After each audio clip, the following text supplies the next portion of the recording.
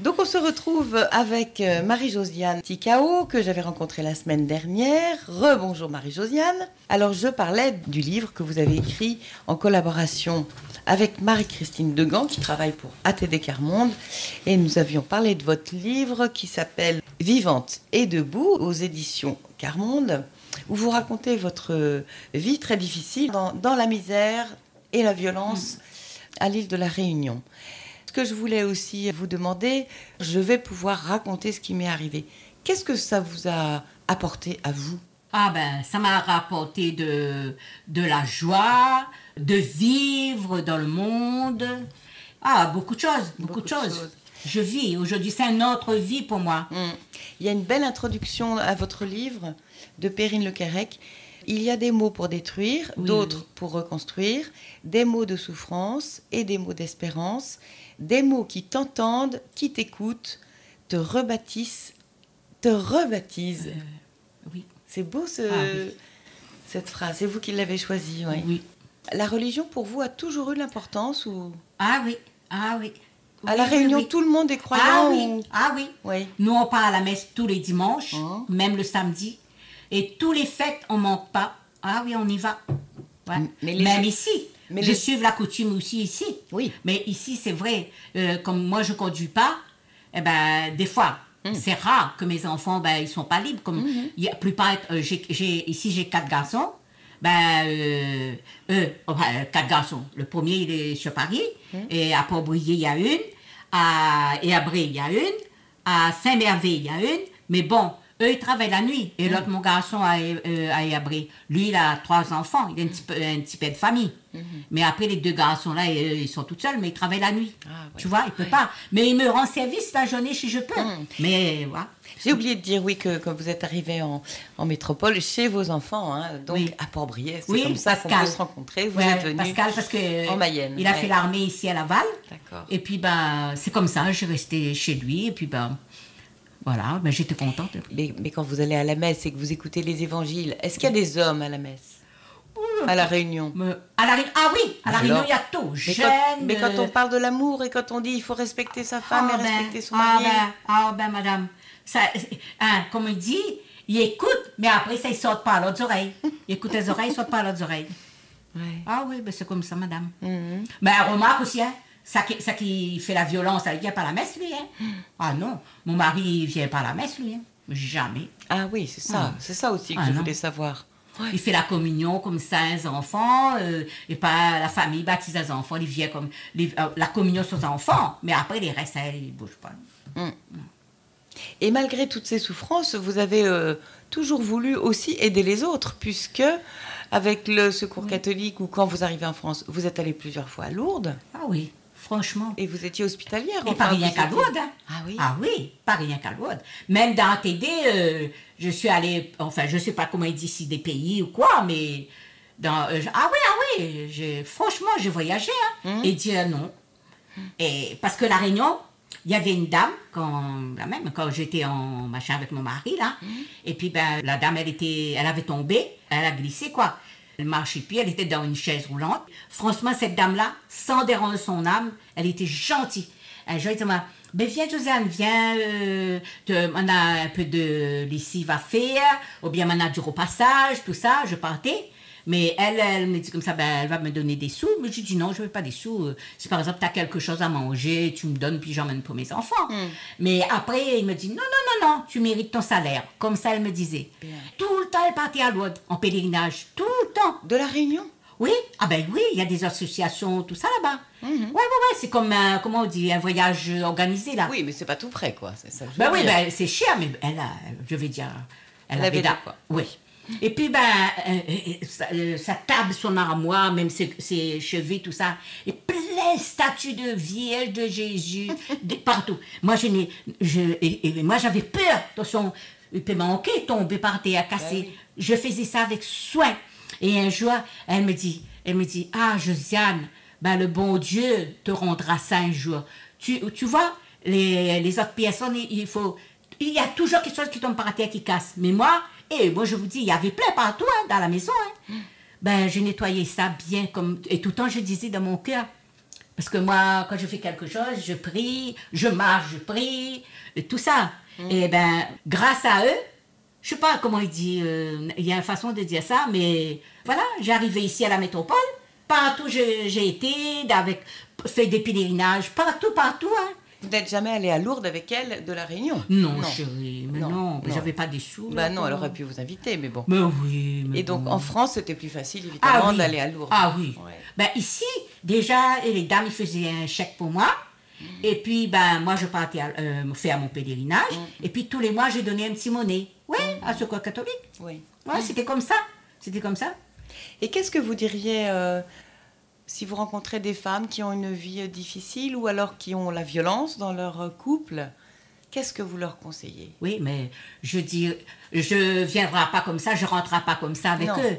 Je parle avec eux, voilà. À petit, jusqu'à temps, quoi. J'attends qu'ils parlent un petit peu, et puis ils viennent sur le sujet, quoi. Et puis ben là, je lui ai dit, mais il faut parler, il faut rendre une association, il faut pas rester comme ça, il faut, voilà, l'association, il t'accueille, il n'y a rien à payer. Il t'accueille, voilà, ben tu écoutes, parles, et puis des fois, il vient sur le sujet comme ça, s'il parle quelque chose, par exemple, il y a des dames qui parlent des trucs, le chalet. Enfin, écoute, je reviens encore sur le truc, pardon. Il faut que je dise truc, machin. Oui. Je comprends pas. Le chalet, c'était à Port-Brillet. Oui. L'échange des savoirs.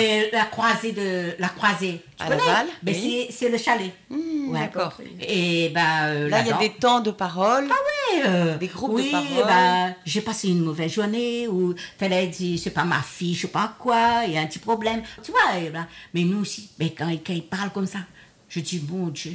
Je dis oh Seigneur, il y en a même. Je ne suis pas toute seule, Seigneur, je ne suis pas toute seule. J'entends et les gens entendent, tu vois. Mais tu n'obliges pas la personne de parler. Hein. Non, bien sûr. Ouais. Mais après, un jour, la personne va parler, mais quand? Pour l'instant, il n'y a que moi qui ont fait le livre. Hein? Oui. Femme battue, hein? Oui, mais peut-être que vous, c'était votre manière de vous exprimer. Il y en a peut-être d'autres qui ont juste besoin de parler, ou peut-être de chanter, ou peut-être faire autre chose. Mais j'espère. Ah, oui. J'espère. Je suis pressée de... Je suis pressée, hein, parce que il faut pas laisser, hein. Parce que quand tu portes plainte, les gendarmes, ils prennent pas ton plainte, je sais pas, ils suivent pas la personne, je sais pas, hein. Après, quand il arrive, quand il dit comme ça, ah ben, madame, vous dites que votre mari est violent, mais il est en train d'assis, en train de regarder la télé. Mais ça te... Ah, hein? oui. Non. Non, c'est difficile. C'est pas quand on a fini blessé ou tué, c'est là qu'il vient... Il faut pas attendre trop tard. Ah non, non. Trop longtemps. Marie-Christine, comment vous avez vécu cette collaboration avec Marie-Josiane pour écrire d'abord les rencontres et puis... C'est un grand moment. Quand Marie-Josiane m'a parlé qu'elle voulait écrire son histoire, je sentais qu'elle me demandait de l'aider, parce que je savais qu'elle ne savait pas écrire. J'ai hésité. Je n'ai pas dit oui tout de suite. Ouais. Mais elle a redemandé plusieurs fois. Et puis je me suis dit, allez, hop, on se lance. Mais se lancer, ça voulait dire aller jusqu'au bout. Je ne pouvais pas commencer et arrêter. Mais c'est aussi... la difficulté d'écrire l'histoire de quelqu'un d'autre, l'important, c'est de ne pas trahir sa parole. Donc ce qu'elle disait, mais j'avais besoin de comprendre, parce que des fois, c'était pas forcément toujours très clair ce qu'elle disait. Donc j'avais besoin de comprendre, donc j'écrivais ce qu'elle me disait, je lui reposais des questions, et on a travaillé comme ça, quasiment phrase par phrase, pour être sûr que c'était bien ce qu'elle voulait dire et pas autre chose, et pas ma propre vision. Parce que la difficulté, c'est de se projeter soi-même. Or, le but n'est pas de se projeter soi-même ou de parler à la place de Marie-Josiane, c'était de retranscrire sa parole vraie. Donc ça a été un gros travail, on a travaillé plus d'une année pour ça. Et puis c'est vrai qu'à la fin de cette écriture, moi j'ai proposé à Marie-Josiane d'en parler à ATD Quart-Monde, de montrer ce manuscrit à ATD Quart-Monde, parce que je trouvais que c'était un témoignage qui pouvait dépasser uniquement la famille. Et ATD Quart-Monde, je sais qu'ATD Quart-Monde faisait des petites éditions de livres très courts de témoignages.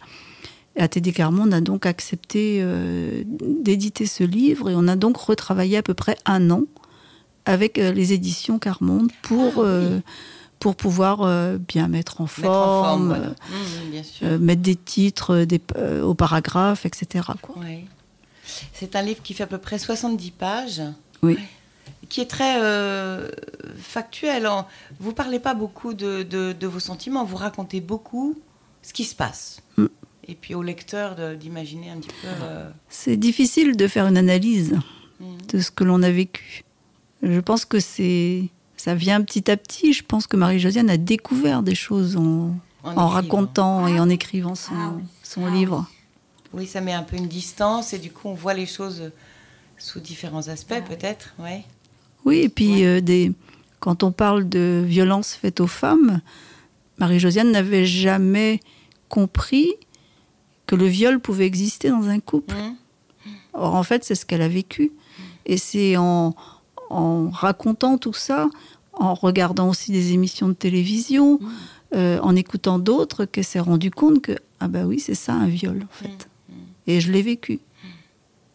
Donc je crois que c'est une prise de conscience importante de ce qu'elle a vécu. C'est la richesse de l'écriture, ça, hein, de mettre un peu une distance et puis Oui. de voir les choses sous d'autres facettes qu'on n'aurait pas Elle m'a imaginées. dit, après avoir écrit, elle m'a dit, il y a un gros bobo qui est guéri. Ah oui. Mais comme je dis, hein, parce qu'il y avait tout ça là, t'as ramassé dans un cocon. Oui. Ben, aujourd'hui, le cocon, il est fini, il est vide. Tu vois? Tout est sorti. Ah oui. La porte était fermée, mais petit peu, jusqu'à la porte a bien ouvert. Voilà. Et du coup, maintenant, le papillon vole. Ah oui. Il vole, il va partout. Oui, c'est une Mais belle c'est conclusion. Hein. Ouais. Je suis heureuse pour vous, Ben en tout oui, cas. ben bon, hein, Marie-Josiane, oui, c'est une très belle histoire, en fait. Oh mon Dieu, si on peut dire une histoire.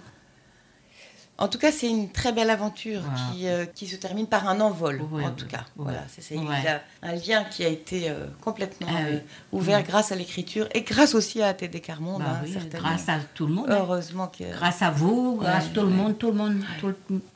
Alors, je rappelle le titre. Où est-ce qu'on peut trouver ce livre, d'ailleurs? Vivante et debout, de Marie-Josiane Ticao aux éditions Carmonde. Il faut aller à Tédé Carmonde? Oui. Comment? Oui. Ou on trouve sur Internet, peut-être? Alors, sur Internet, où il y a le téléphone aussi, vous pouvez nous joindre, oui. Sinon, il y a le site www.éditioncarmonde.org. Oui, on peut l'avoir directement aussi. Je pense que c'est ce qu'il y a de mieux à faire.